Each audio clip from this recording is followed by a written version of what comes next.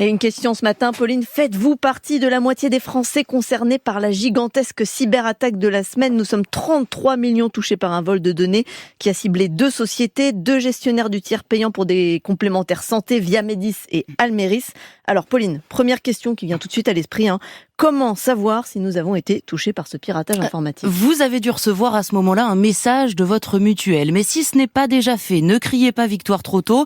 Il peut encore surgir sur votre boîte mail d'ici une semaine environ. Vous pouvez aussi aller directement sur le site de votre mutuelle s'il n'y a rien, que vous n'avez pas d'email et que si la patience comme moi n'est pas votre principale qualité, vous pouvez également appeler votre service client.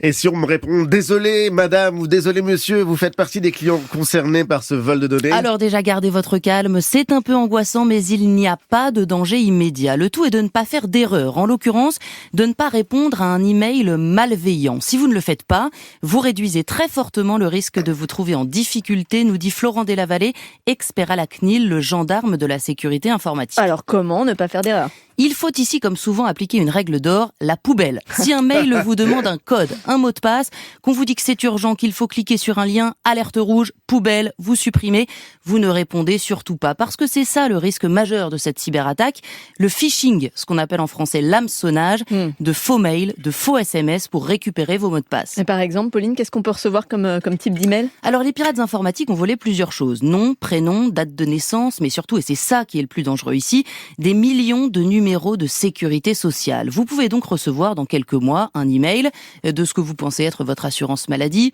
Elle a votre numéro d'assuré, ça paraît crédible. Un email qui vous dit remboursement bloqué, cliquez ici, rentrez votre mot de passe, vous cliquez, mauvais choix, ça y est, vous êtes hameçonné.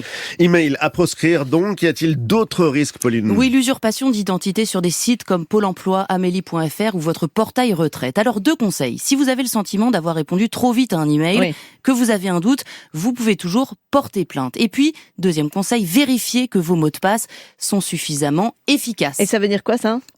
Eh bien, ça veut dire des mots de passe longs. Une phrase, par exemple, avec des caractères différents.